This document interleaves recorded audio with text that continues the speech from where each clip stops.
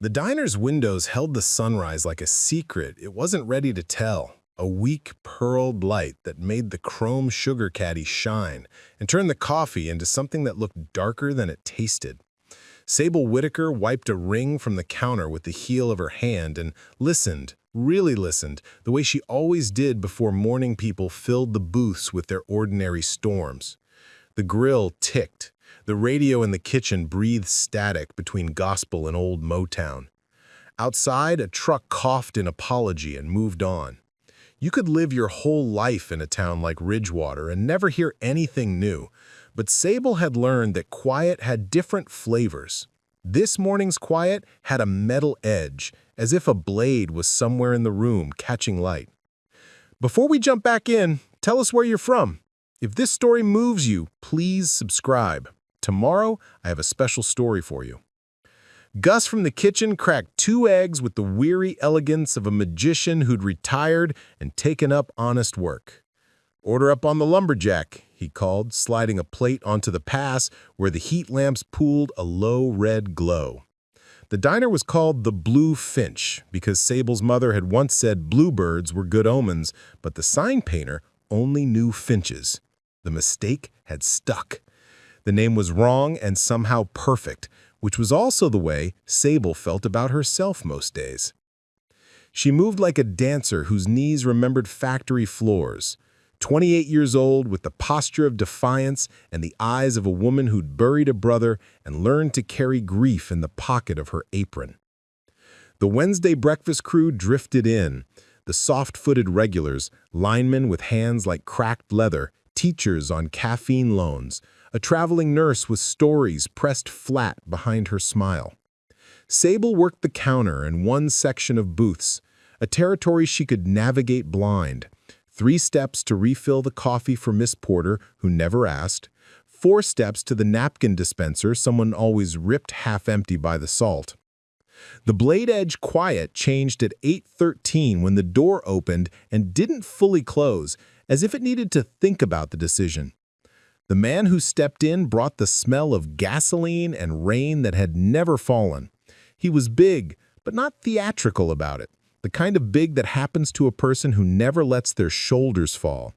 He rolled a motorcycle helmet in both hands like a prayer bowl. The patch on the back of his cut was unmistakable, a death's head with wings. People looked, then trained their eyes back to their plates as if the eggs might evaporate if stared at improperly. Ridgewater was not the kind of town where patched riders were common, and it was exactly the kind of town where seeing one would feel like an omen. Sable didn't flinch. She'd learned long ago that fear had a smell, and she refused to wear it. "Booth or counter?" she asked, sliding menus from under the pie case where the lemon meringue was collapsing with dignity. "Counter's fine," the man said, voice scratched by gravel and cigarettes. His beard was cropped close, gray threaded through like barbed wire. His eyes did a thing that made Sable's chest tighten without her permission. They softened when he looked at her name tag. "Coffee?" He nodded and cleared his throat. "Please, ma'am." Ma'am. Respect, deliberate and well-placed. Sable poured, the stream a dark ribbon. "You passing through?" "Passing," he said, and the word carried the weight of a lot of miles. He took his coffee black and didn't wince. Sable slid him a laminated menu that had sticky corners from 1,000 lives. He glanced at it, then at the board where the day's special announced itself in letters that had lost their alignment. Country fried steak, gravy like a memory. "I'll do the Finch breakfast. Add a short stack." "Name?" He hesitated. It was small, but not nothing. "Wilder," he said. "Wilder Kincaid." He said it like a man who'd had other names pressed onto him by people who wanted to cut him into shapes that fit their hands. The bell over the door gave a gossiping tinkle, and 3 men stepped in together, bringing laughter that didn't reach their eyes. Local boys, mid-30s and timeless in the way meanness preserves a face. They were the kind to call themselves playful while pushing somebody's head underwater for fun. Sable knew their sort like she knew the weight of a coffee pot. Blake Harrow with the $1,000 truck and the minimum wage soul. Two satellites who orbited his swagger. Mason, with a jaw that looked borrowed from a statue, and Eddie, whose left eyelid twitched when he lied. "Morning, Sable," Blake sang, dropping into a booth like he was lowering himself onto a throne. "You make that smile fresh daily, or is it yesterday's?" "It's canned," Sable said, without looking up. "We keep it on the shelf between the sarcasm and the expired charm." "Whistled," he said. "Spicy." His eyes slid to Wilder, took in the patch, the helmet, the way the man's hands closed around his coffee like a promise. "Well, well, Ridgewater getting tourists now?" "Seems that way," Sable said. She kept her tone flat. She'd learned that bullies fed on inflection. Blake leaned back, spreading himself. "You lost, biker?" he asked in a voice built for parking lots and high school bleachers. Wilder didn't answer. He watched the steam rise from his coffee as if it contained useful advice. Sable could see the muscles in his forearms tick under the tattoos, something written there in a language she didn't know. Mason snorted. "Ain't you heard? We keep our criminals on the other side of the county line." Sable set her coffee pot down harder than she needed to. It landed with a hollow clunk, and a little of the liquid climbed the glass like it wanted to escape. "Menu for you gentlemen?" she asked, letting the word gentleman do all the heavy lifting of a warning. Blake waved her off. "We'll wait." He stretched the last word so it got comfortable. "Want to see what happens when Ridgewater meets a biker who forgot his manners." Wilder lifted his eyes then, and they were not the eyes of a man looking for a fight. They were the eyes of a man who had already walked through one and carried the weather of it in his bones. "I'll finish my breakfast and then I'll be out of y'all's way." The y'all was a deliberate offering, an olive branch in vowel form. "Don't recall asking your schedule." Blake's smile had a blade in it. He looked over Wilder's shoulder. "Hey, Sable, you charge extra for serving felons?" Sable stepped closer to Wilder because that was where the heat was. "We charge extra for boring conversation. You want coffee or you want to keep auditioning for the small-town news?" A couple at the corner booth put down their forks in perfect choreography. Gus stopped his spatula mid-flip. The diner inhaled and held it. Blake rose with theatrical slowness, placing both hands on the counter as if he might test its load-bearing limits.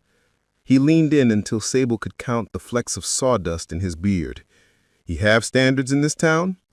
he said, breath sweet with cheap mint and sour with last night's regrets. "We don't—" "Blake," Sable said, and in the saying of his name there was a history lesson and a warning. "Sit down." He blinked, surprised by the way she held his gaze and made it feel like a burden. "Excuse me?" Sable moved the coffee pot aside like you'd move a child.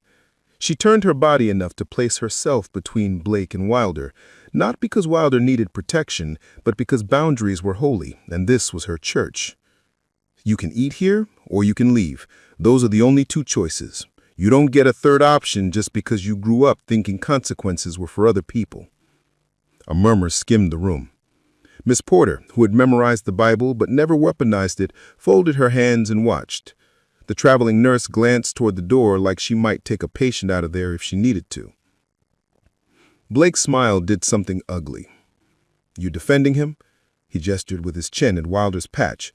"You know what that means, right? You know what kind of trash that is?" Sable's throat clicked. There were a dozen answers available, a drawer full of silverware she could pick from. She chose the simplest. "He's a paying customer. You're a distraction." The crack of glass startled everyone. Eddie had smacked the salt shaker against the table hard enough to split it, crystals sliding like tiny bones across the laminate. Sable didn't even look. "Gus," she said, her voice steady, "towel." "Already here," Gus replied, appearing with a bar towel like a guardian angel in an apron. Blake's shoulder brushed Sable's as he tried to lean past her. She didn't give ground. The space felt small because men like him made it small when they wanted to feel big. The air had texture now, a burr to it, like wool rubbed backward. "Back up," he said softly, and it was the softness that made people hear it. "Let the lady do her work." Blake shot him a look that had lit fuses before. "Who asked you, outlaw?" Wilder turned his coffee cup by the handle. inspecting the chip on the rim like it was a map. Nobody, saying it anyway. For a second, Sable thought Blake might make a choice that would transform the morning into a headline. She tasted the copper of it on her tongue. Then the door opened again, ringing its cheap bell, and Sheriff Dawson filled the frame, hat low, the kind of man whose authority sat on him like a hand-me-down that mostly fit. He scanned the room, taking in the tableau. Sable a wall in human form, Wilder a mountain behind her, Blake flickering like a match in a dry field. "What are we up to this fine morning?" the sheriff asked, mildly, which meant he was worried. "Breakfast," Sable said. "Some folks haven't decided what they're ordering." Blake exhaled through his nose, a stallion who'd found the fence line.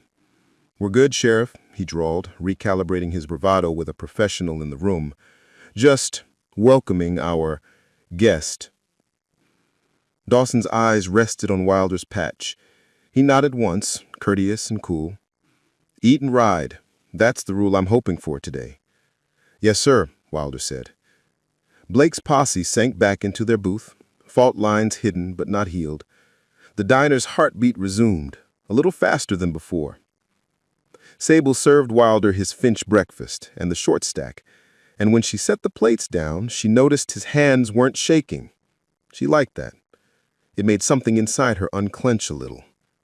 "Thank you," Wilder murmured, the words like gravel rolled smooth by a river. Sable topped off his coffee and didn't ask the question she wanted to. "Where are you coming from? Are you running toward or away? What happened to your knuckles? Why does your face look like the aftermath of a hurricane that took what it wanted and left you standing anyway?" He left cash on the counter that exceeded the bill in a way that embarrassed pride more than it flattered pockets. "For the trouble," he said. "It wasn't trouble," Sable replied. "It was breakfast." He touched 2 fingers to the brim of a hat he wasn't wearing. "Appreciate you."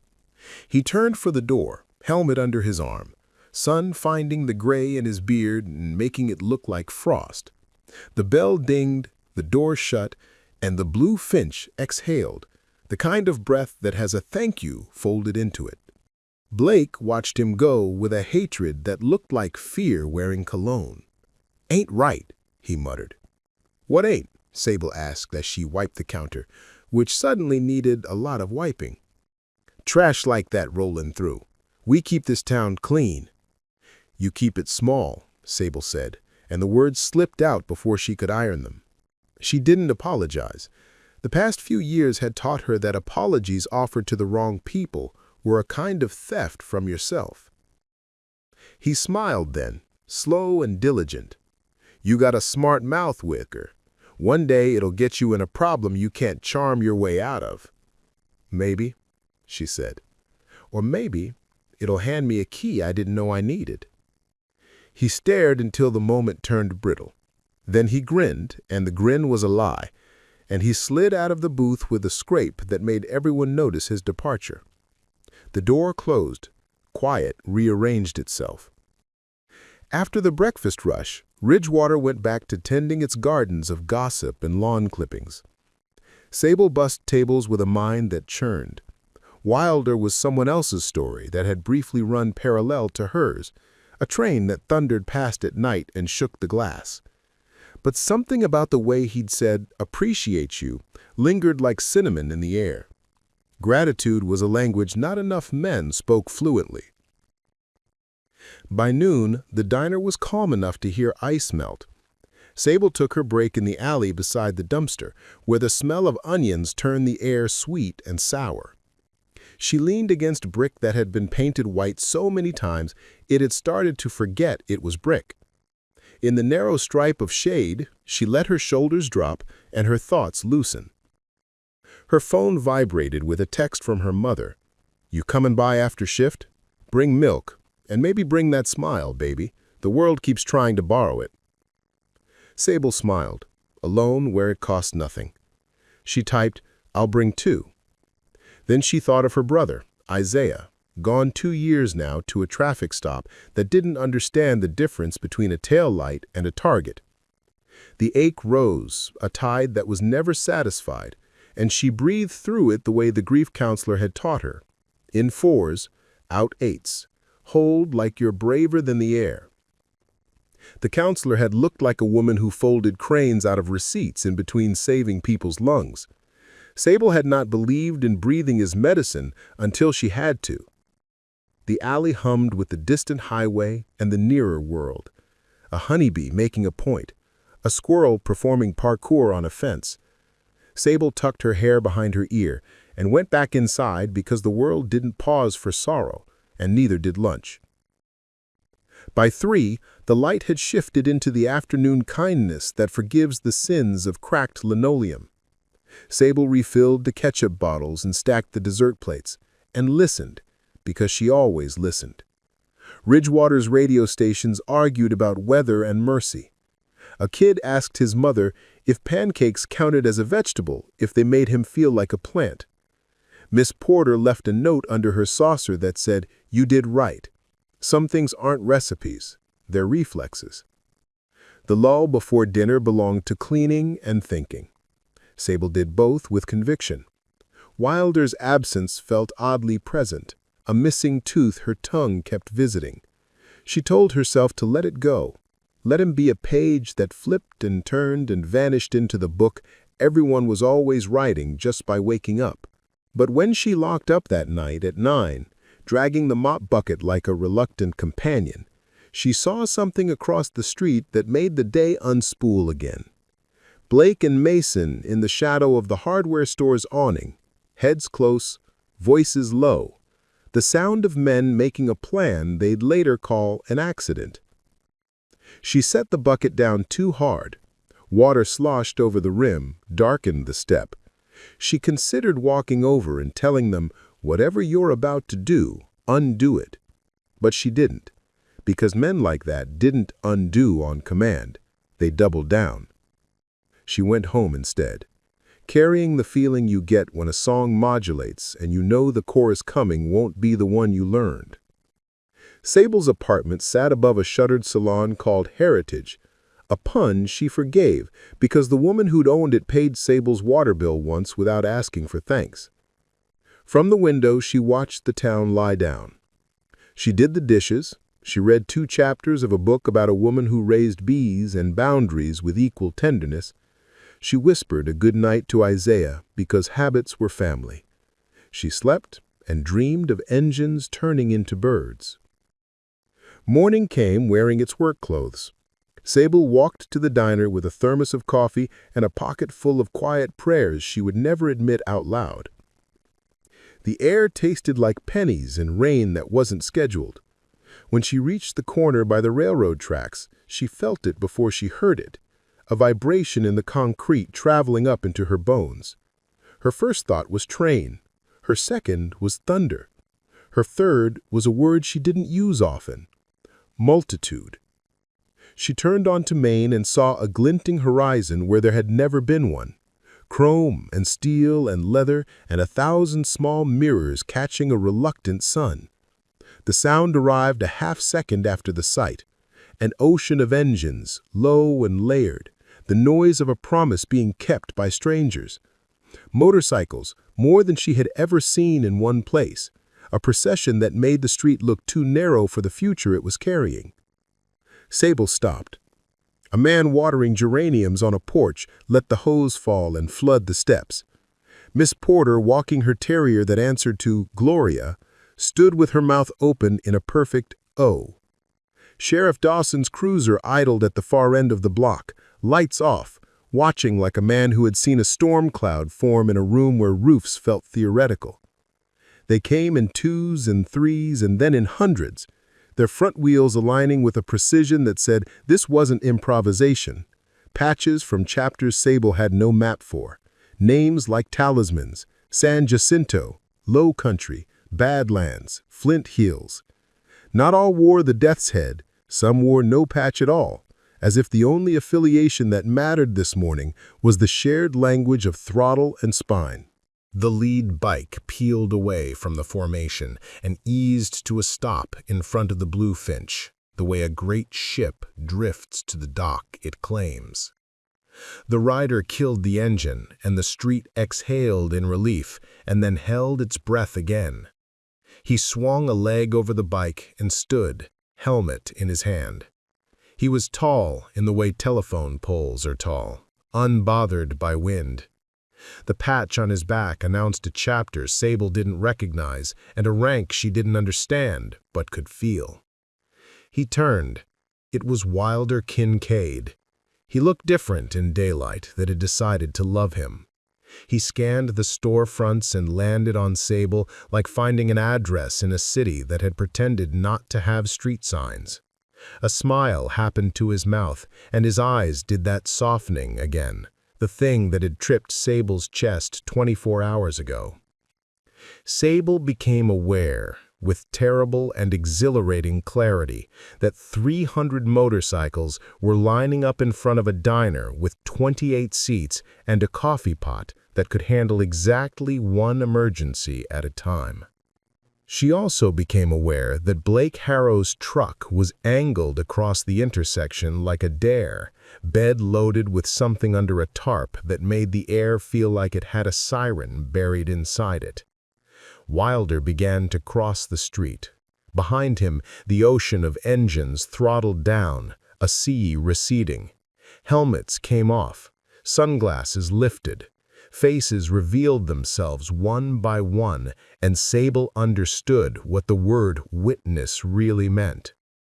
She also saw Sheriff Dawson raise his hand to his radio and then think better of it. Wilder stopped at the curb in front of her. Up close, he smelled like road and rain and something citrus that belonged to somebody's laundry. He inclined his head, a courtesy that made the morning rearrange its furniture. "Miss Whitaker," he said, "we heard you did right." Sable swallowed. "I served breakfast." "That's right enough," he said, and the words carried the weight of a verdict that might change a town. Metal clanged. Blake climbed into the bed of his truck and put one boot on the edge like he wanted to address a nation of people he didn't bother to understand. Mason and Eddie flanked him below, faces set in the brittle mask of men who had doubled down. Sheriff Dawson took one step forward, then another, fingers loose, eyes narrow with the calculus of how to keep a mourning from becoming a memorial. Wilder's gaze slid past Sable to Blake and stayed there, unblinking, the way a lighthouse looks at a storm and refuses to blink because people are counting on that. He set his helmet on the hood of a car that had the good sense not to protest. His hands were empty and did not need to be anything else to feel like a decision. "Friends," Blake called, voice breaking on the second vowel, "Ridgewater don't bend for outsiders, not today." He yanked the tarp, and the sight underneath stole sound from the street. It wasn't a weapon, not the way Sable's body had braced for. It was worse in a way so specific it made her stomach tilt. A banner that read, "Keep Ridgewater clean," in red paint that dripped like it regretted itself. Beside it, a milk crate of glass bottles with rags stuffed in their mouths like bad ideas. Mason flicked a lighter. Flame peeked up, small and eager. The traveling nurse made a sound like a prayer that had lost its map. Ms. Porter tightened her grip on Gloria's leash until the little dog sat, sensing that what came next required obedience. Sable felt her heart climb her throat. Wilder didn't move. He just looked at Blake with a sadness that felt older than asphalt. "Don't," Sable said, and she didn't know whether she was speaking to Blake or to history.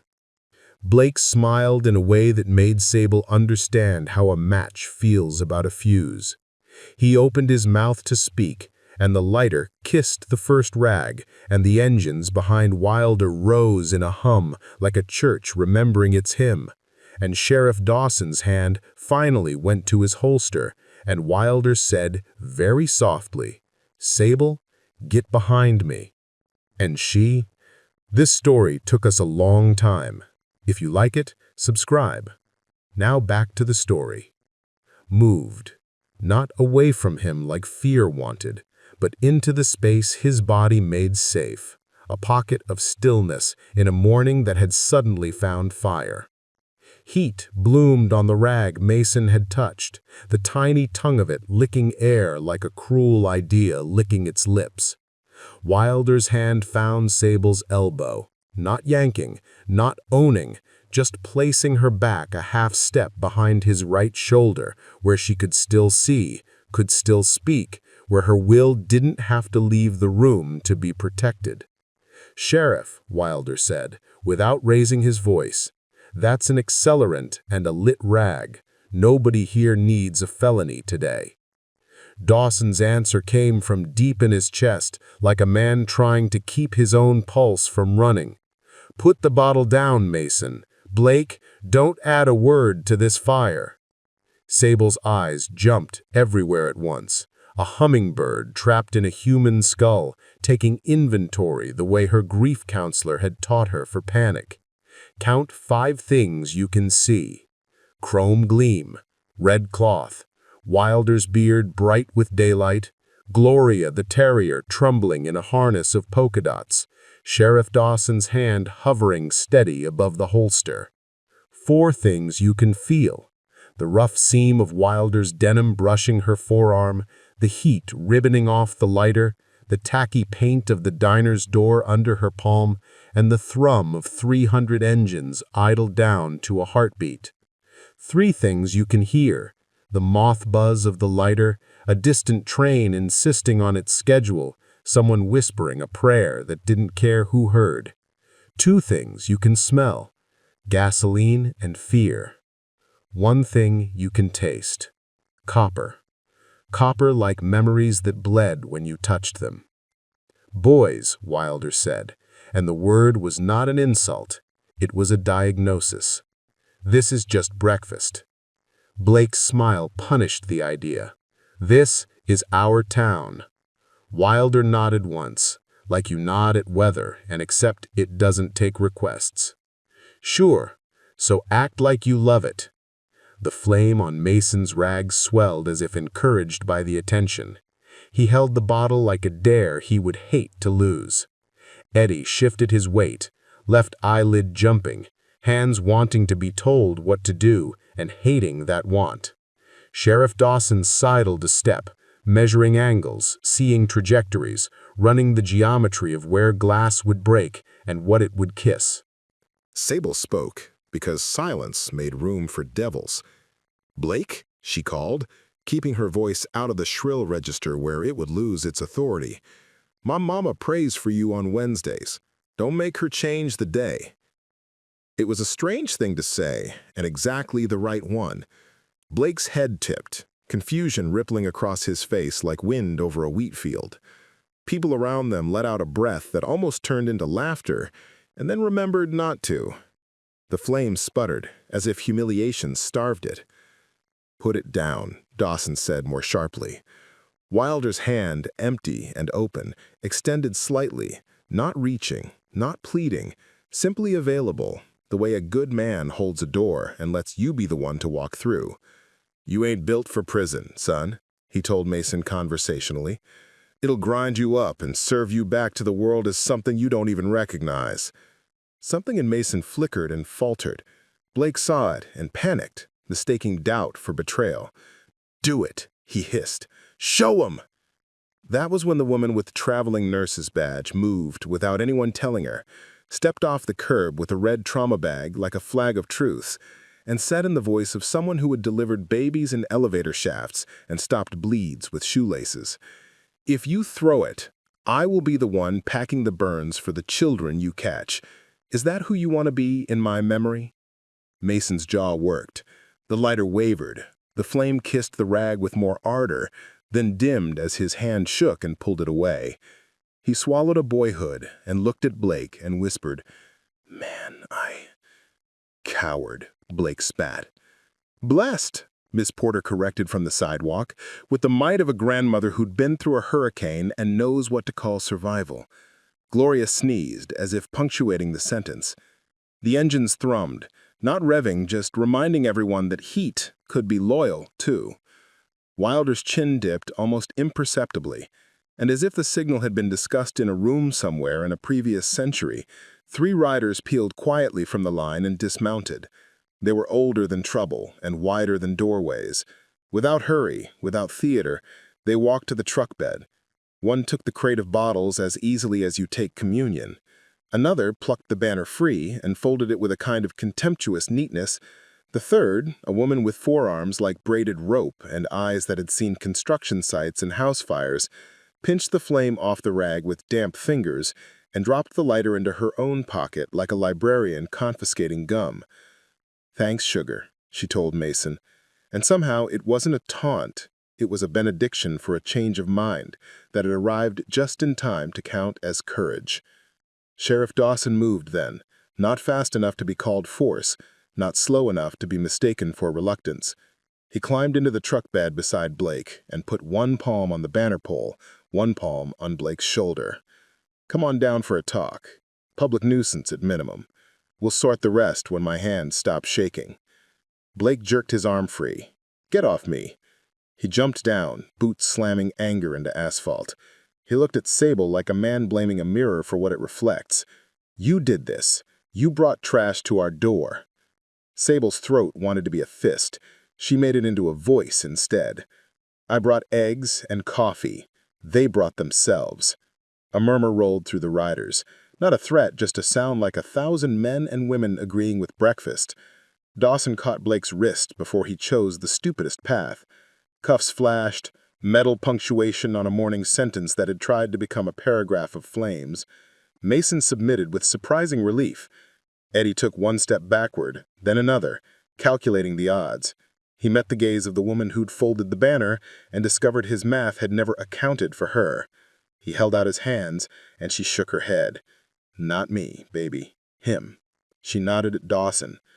Eddie sighed and offered his wrists to the law like a boy handing over a slingshot. It did not turn into a riot.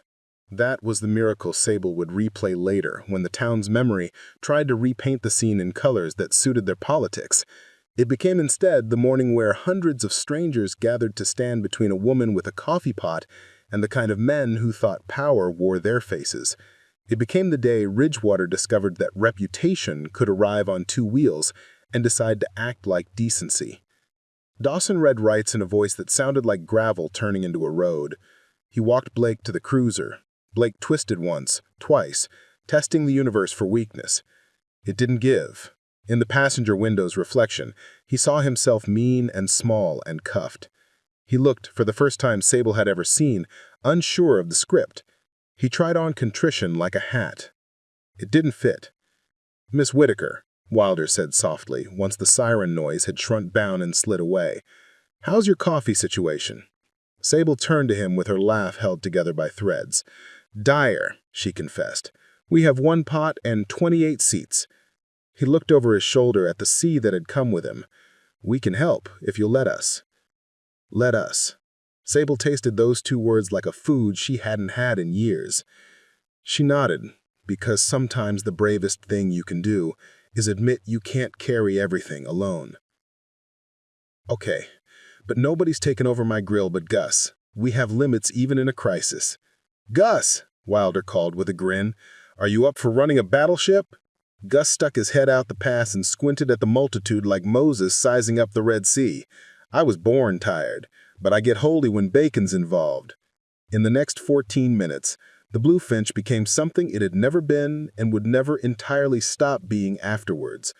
Riders drew a perimeter like a velvet rope, not to keep people out, but to shape the crowd into something the diner could feed. A woman with a tiny patch that read "Road Captain" became line captain and started a list with painter's tape and a Sharpie Sable didn't know she owned. 2 men unfolded camp tables from faces of trucks that looked like they could pull cities. Someone produced giant urns of coffee as if conjured. Someone else offered boxes of donuts that had sprung fully formed from a franchise Sable previously resented and now wanted to kiss. "Donation jar," the banner-folding woman said, setting an old Folgers can on the counter with a rattle. "Not for us, for her." She tipped her chin at Sable and softened her voice.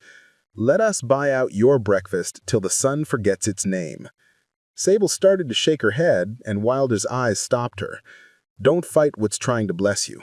You can be strong and still receive. She nodded like it was the first time, and maybe it was. Okay. But half of whatever lands in that can goes to the community center. Their freezer died last week. Make it 2/3 to you, 1/3 to them, Wilder negotiated gently. I'm good at math when it comes to other people's generosity. Half, Sable said and smiled so he knew she wouldn't be moved on this. Her brother had taught her to hold a line when it mattered. He touched his heart like it was a hat. Half it is. They fed people until the clock wept. The line snaked past the hardware store, where the morning's bad idea had been born, and past the barber, whose window had a hand-lettered sign, "Walk-ins welcome, hate stays outside." Riders took turns at the griddle under Gus's command, not cooking, but ferrying plates with soldierly rhythm. The traveling nurse became triage for exhaustion, handing out cups of water, reminding men who looked like mountains that knees are not suggestions. Miss Porter supervised pie distribution with the gravity of a judge and the smile of a Sunday. Wilder was everywhere and nowhere, the kind of leader who did not have to be seen to be felt. When Sable asked for ice, it appeared. When a child started to cry at the noise, it softened, like 300 engines had remembered lullabies. When the register jammed, a man with a scar shaped like a lightning bolt on his cheek fixed it with a pocket knife and a patience learned in bad places. When an old man with a Vietnam hat took off that hat to wipe his eyes, 3 strangers put their hands on his back without asking, because some permissions are grandfathered in. Sable worked until her bones sang hymns. Somewhere around the hour when breakfast started pretending to be lunch, Wilder slid a plate in front of her with her name on it in syrup. "Eat," he said quietly. "That's an order." She looked at him long enough to write him down in her private dictionary under words like steady and unassuming and done pretending.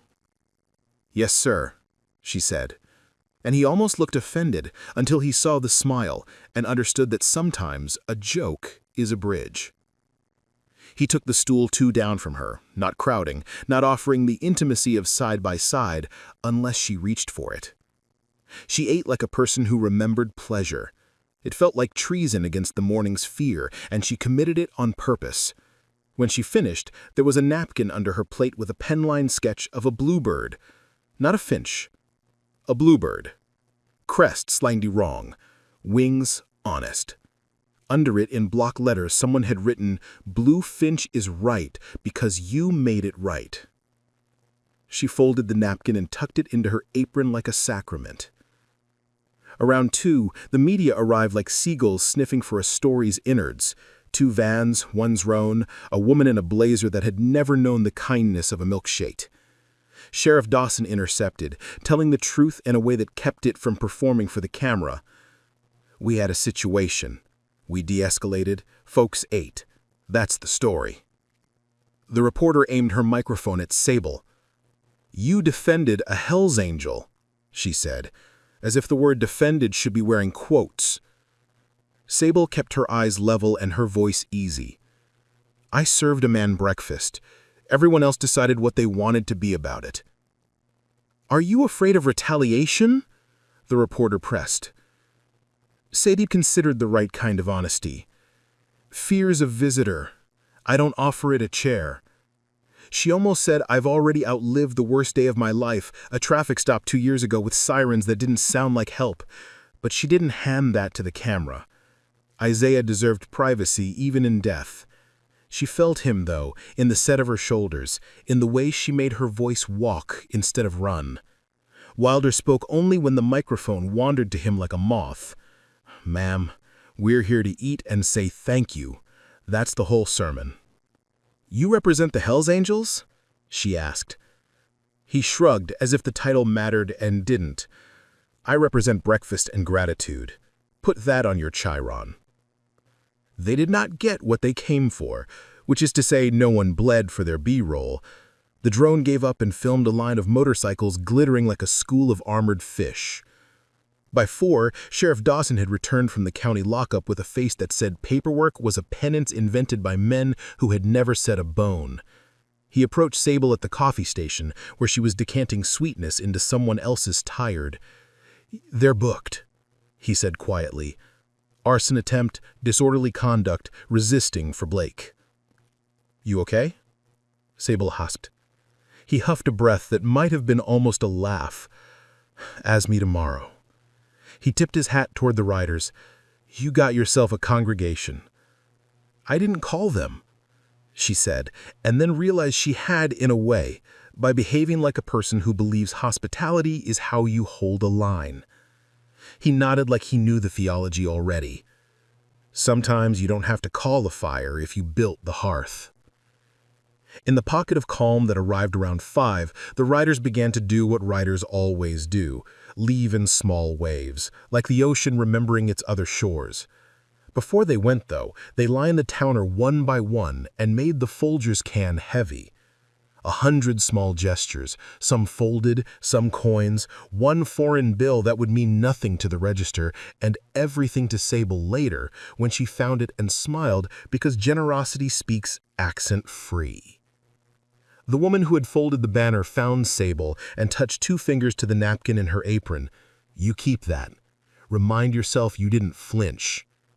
She added a business card with a number and a name that you give to people when you truly expect to hear from them. "If anybody trouble you, if you need a plumber at midnight or a truck at 2 a.m., you call." "What's your name?"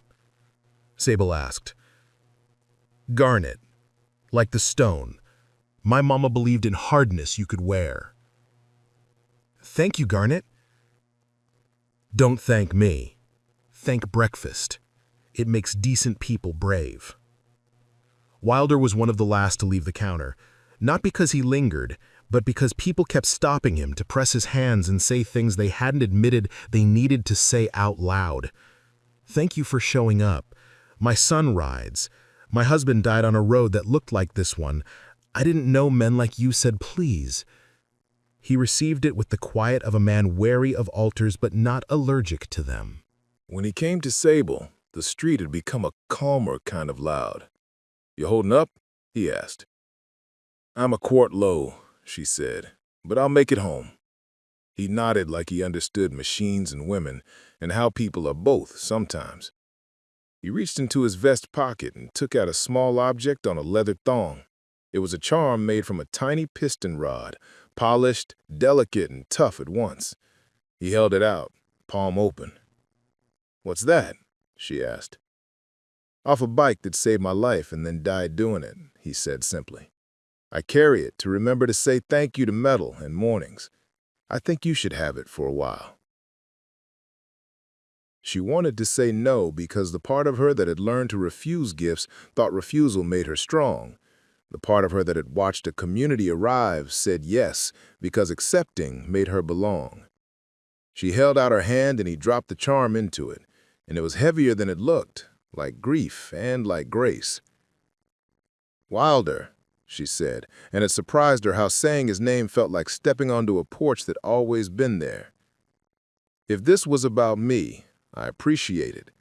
If it was about something else, I still appreciate it." His beard bent with a shy smile. "It was about respect," he said, "and about a woman who stood still in front of a small man's storm." She thumbed the piston, feeling its ridges write themselves into her fingerprint. "Where do you go now?" He looked down Maine like a man reading a map his boots would interpret. "We're riding out to the river, then back along County 9 to give folks their streets again, then home, or whatever passes for it." "You have a home?" The question was ruder than she meant, but honest. "I have people," he said. "That's better than walls." He put his helmet on, turning suddenly into something a little more beautiful and a little more anonymous. He paused. "There's one more thing." Her stomach dipped, weary body ready to absorb one more ask if it came couched kindly. "What's that?" "We started a whip round," he said lightly, the way you say, "we found a penny." "Club to club, nothing formal. By sundown, you're going to get a call from a bank lady who sounds like she was born with a calculator in her hand. There'll be some numbers that don't make sense at first. Use them for whatever the diner needs. And if you try to hand it back, you'll insult me and about 600 other fools who believe in pancakes as mutual aid." She raised her hand to her mouth, not to hide tears, but to catch a laugh that wanted to break and dance. "Wilder, you can't." He shook his head. "We already did." "Half goes to the community center," she said reflexively. "Half goes wherever you say," he agreed, surrendering, not to argue with a woman who had negotiated with grief and won enough days to stand here.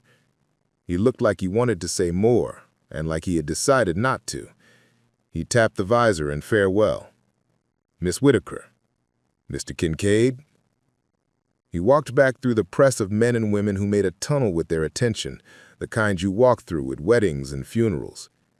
He swung onto his bike with a grace at odds with his miles. He looked once more at Sable. She lifted the piston charm in reply. He grinned like a storm breaking into sun. The engines rose together into a chord that would make Church jealous. They pulled out in lines left, then right again, filling roads and then vacating them, like a tide that loves the shore enough to leave it be. Ridgewater stood there afterwards in the kind of silence small towns use to reset their clocks. Somewhere a screen door slapped. A child laughed as if in delayed reaction. Miss Porter looked at Sable and raised her eyebrows to ask, and Sable nodded to answer. An entire conversation conducted in gravity. Dawson came back inside, removed his hat, and set it on the counter like a man offering up a problem to a wiser altar. He said, "You did good. Not perfect. We don't get that. But good." "Blake?" In a cell, reconsidering his theology. "Daddy's called twice. He'll be here at dusk with a lawyer dressed like a funeral. I can hold him overnight. Arraignment in the morning." "Eddie and Mason?" "Shaken," Dawson said. "Sometimes shaking saves a life." He hesitated. "You know he's going to come back to you with words that pretend to be apologies and smell like gasoline." "I know. I'll keep a fire extinguisher under the counter." He smiled with half his mouth. "I'll leave a cruiser outside till midnight. Not because you need it, because I do." When the last plate was dried and the last chair turned belly up on a table, Sable counted the money in the Folgers can with Gus and Garnet and the traveling nurse, whose name turned out to be Elsie. They didn't count it to the penny because it felt wrong to drag exactness over something that had arrived like rain. They got to a number that would fix the back booth and replace the coffee maker and buy the community center a freezer that didn't groan like a haunted house. Sable carried the can in both hands like a baby and then set it on the shelf between the sarcasm and the expired charm, the place she had told Blake she stored her smile. It felt right to put the day's tenderness there where he had tried to mock it. At home, the piston charm lay on her palm in the sour milk light of evening like a captured star. She hung it on a nail by the door where her keys lived and said, "You too," to it when she said goodnight to Isaiah. She slept like someone who had been run over by kindness. It hurts in the best way and heals what you forgot was broken. Morning found Sable at the bank, where a woman on the far side of glass indeed looked like she had been born holding a calculator. Her name badge said Merrily. Her face said, "I have petted 1,000 angry men until they purred, and I can do it again if you make me." "You're Sable Whitaker," Merrily said with an air of uncovering a minor celebrity. "We've got wires you wouldn't believe." She listed numbers and Sable's years turned to chandeliers, pretty and useless. "There's a note on each," Merrily added, "from clubs as far as Halifax and Hood River. One of them just says, 'For not flinching.' Another one says, 'For my sister who runs a diner over in Arkansas and never got her morning like you got yours. I hope you know how to receive." "I'm learning," Sable said. "Can we split it? Half to the community center?" Merrily's fingers danced on keys. "Done." "And Ms. Whitaker?" She leaned forward, conspiratorial. "I keep a pistol in my desk and a pie recipe under it, After yesterday, I moved the pie recipe to the top. Felt relevant. Sable laughed, then cried, then let both happen without apologizing. The teller offered a box of tissues like an offering to a sudden altar. Outside the bank, Ridgewater had put on its wary eyes again. A few men tipped hats, a few people didn't. Someone had scraped, "Keep Ridgewater clean," into the pollen on Sable's car. She rubbed it off with the side of her hand and left a clean streak like a small highway cutting through a dirty field. At the Blue Finch, customers arrived not for spectacle but for biscuits. Sable worked the counter with an ease that surprised her. Every clink sounded like proof of something. Around 10, the bell rung and Blake's father walked in with a lawyer shaped like a scolding. Mr. Harrow Sr.'s hair was composed. His cufflinks were small moons. He had a face that suggested rules, not the kind you write down, but the kind you wear like armor. "Sable," he said, not unkind and not kind. "I'd like to pay for the damage my boy didn't do." "Bless you," Miss Porter muttered into her coffee. Sable folded the towel she was holding because neatness helps when people try to make a mess of your mind. She said, "There's no damage to pay for. He didn't do it." "But he intended," the lawyer said, with a smile that sighed when it looked at its own reflection. "Intent is a slippery thing." "Not if you've watched men hold lighters over long enough," Sable said, gaze flat and polite. "Intent is a flame that waits for a reason to be itself." Mr. Harrow Sr.'s eyes flicked to the charm at her throat. Wilder had tied it on to a leather thong for her that morning when he'd stopped by before riding out, like a man who visits a porch not belonging to him and leaves a kindness in return for the view. The older Harrow's mouth tightened. "There are elements," he said, voice heavy with euphemism, "that we don't need in Ridgewater." "Sir," Miss Porter said without looking up, "I'm an element." Elsie raised her hand. "I'm 2 or 3. Gus banged the pass with the heel of a spatula. "Breakfast is chemistry, and I am a wizard." A laugh traveled the room like a brush fire that only burned pomp. Mr. Harrow Sr.'s lips thinned until they forgot how to be a mouth. He placed a business card on the counter as if leaving absolution. "If you change your mind," he said. "I won't," Sable replied gently, "but I hope your son does." After they left, the room hummed like a hive deciding whom to forgive. Sable didn't ask it to decide. She served eggs, she refilled coffee. She picked up a $50 someone had left under a napkin and thought of all the ways money chooses its uses. By afternoon, the community center director, a man named Theo, who wore hope like a second skin, stopped by to show her pictures of a brand new freezer being wheeled in by 2 teens whose arms knew muscle from work, not mirrors. "We're naming it after you," Theo teased. "Name it after Isaiah," she said before she could think better. The name landed between them like a fragile dish set down gently. Theo had known Isaiah. He nodded, serious. "We will. Whitaker Freezer. Feeds the kids, keeps the ice cream honest." The days wanted to go back to being days, but history doesn't forget a street filled with chrome and mercy. People drove slower past the Blue Finch, as if the asphalt held a scripture they hadn't read yet. Some nights, a pair of bikes would idle out front and then slide away, an evening prayer said in gas and air. Sheriff Dawson let slip that the DA was treating Blake's case like a real case and not a boy will be boys. Sable didn't count chickens. She counted breaths. 2 weeks later, court day came dressed like heat and boredom. Sable sat on a bench where the varnish clung and watched Blake in a tie that cinched his anger instead of his neck. Mason wore a suit that looked borrowed from a larger man. Eddie stared at his hands like they'd grown secrets. Mr. Harrow Sr. did that thing powerful men do when their boys embarrass them. He tried to rewrite the narrative with money and failed more than he expected. The judge was a woman whose hair was the color of winter grass and whose patience had been sanded smooth by decades. She listened to Sheriff Dawson with respect. She listened to Sable with attention. She listened to a video taken by a frightened teenager from behind a soda machine. She listened to herself think. "Intent matters," she said finally. "Action matters more. Today we had both.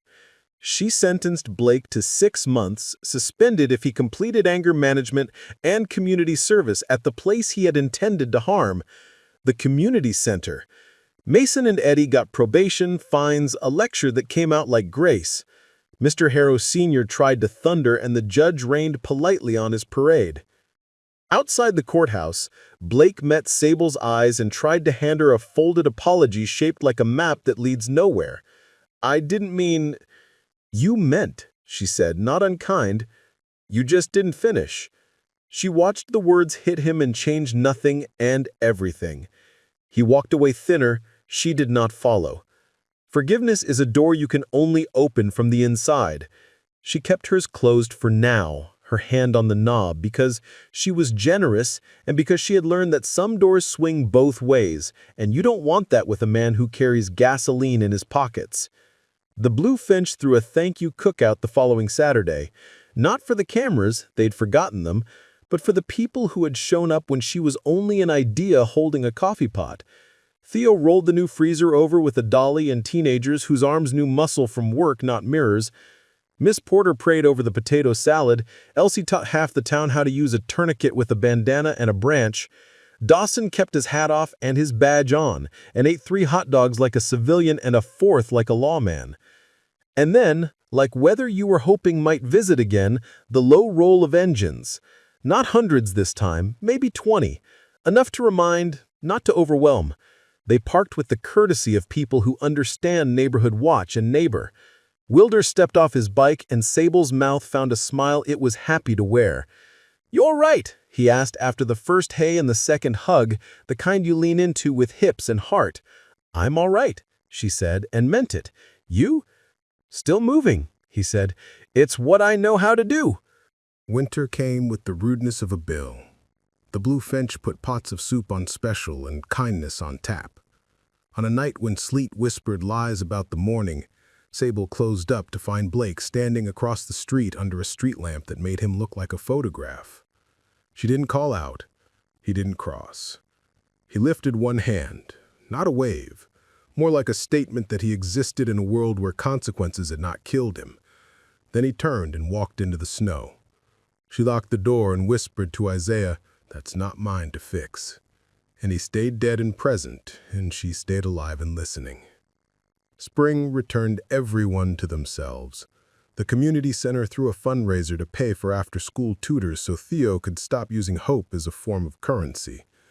The riders came, some of them, and parked with the quiet authority of people who have learned humility the loud way. Wilder DJ'd the raffle like a man who had discovered he was funny when he removed his helmet. Sable wore a blue dress her mama claimed made people feel like they had arrived in summer. By dusk, Theo had enough money to pay 3 tutors and buy a van that would smell like soccer cleats and French fries before the week was out. Wilder walked Sable home under a sky that had the kind of stars you only get after a storm rinses the air. He stopped at her door and looked at the charm beside the keys and traced it with his finger like a man reading Braille in the dark. "Thank you," he said. And she knew he meant for more than coffee. "For what?" she asked, genuinely curious. "For letting me show up," he said. "For not asking me to be more than what I could carry. For breakfast." "You're welcome," she said. "Come back tomorrow." "I will." He did. Years later, people would say the day the bikes came was the day Ridgewater changed. They'd be wrong, and a little right. The change had started earlier when a woman chose not to flinch and not to set a match to people who brought her a lighter. It continued later when men who thought they understood power learned to stack folding chairs and hand out flyers and listen to kids describe dragons. It deepened in 1,000 small ways that don't make headlines. A breakfast comped for a man nobody liked because a nurse whispered he'd spent his last dollars on insulin. A sheriff who moved the pie recipe to the top of his desk drawer and kept it there. A banker who called Sable Ms. Whitaker with the respect of a judge. And if uncertain mornings when the light came in pearled and uncommitted, Sable's hand drifted to the piston charm and she whispered a name that was not Wilder's first, but might be his last in her mouth. That was between her and the door where the keys hung. She ran the diner. She loved her mama. She told Isaiah the day's small miracles when she washed her face at night. She tried to be a hinge for other people's better days. On an anniversary of the morning that almost turned to fire, they held a ride. Not a roar, a hum. Bikers came, some of them with patches, some without, many with kids strapped into the future on the seat behind them. They rode out to the ridge and released blue balloons. Finches or bluebirds or both, Sable didn't mind. Balloons that rose with a stubborn grace and made the sky look like laughter. Theo gave a speech in which the freezer got a line and the tutors got applause, and Isaiah's name got silence so full it felt like an organ note. Dawson didn't speak, but he stood with his hat off and his eyes on the horizon, the way men do when they're thanking and don't want an audience.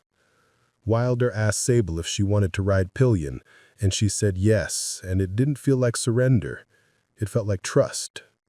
She wrapped her arms around him and listened to the engine tell the road a story about balance and friction and not falling when you could. They went slow. It was a parade, not a race. People clapped who had not clapped the first time because time had done its slow work. At the diner afterward, she stood on a chair because some altars are made of vinyl and wood and said, "Thank you for teaching me that breakfast can be a border and a bridge." She raised a mug and they raised whatever they were drinking and the room thundered without menace. Later, when the chairs were upside down and Wilder was washing the last pot like a man who knew a dish is a kind of prayer, he turned and said, "You ever think about changing the sign? Bluebird instead of Finch?" She looked at the mat of letters that had gotten everything wrong and everything right. She smiled. "No," she said, "it's perfect like it is." He looked at the sign and then at her and nodded like he'd figured out a riddle. He dried his hands, put the towel down, and came to stand by her at the door where the keys and the piston charm lived. They didn't say anything. They didn't have to. The road hummed out there, patient as a dog. The town slept like a baby that had cried itself out and found a thumb. Sable turned the sign to closed and rested her forehead briefly against the cool glass. In the reflection, she saw a woman who had learned to hold still without surrendering, to accept help without debt, to love a morning that could have burned her and instead blessed her. She saw a man beside her with road in his bones and gentleness in his hands. She saw a town trying. She believed it could keep trying. She believed she could keep showing up for it with eggs and rules and a smile she kept on a shelf and took down when the right people came in and earned it. "Tomorrow?" Wilder asked, voice low, an invitation no heavier than the steam off a fresh cup. "Tomorrow," she said, and turned off the lights.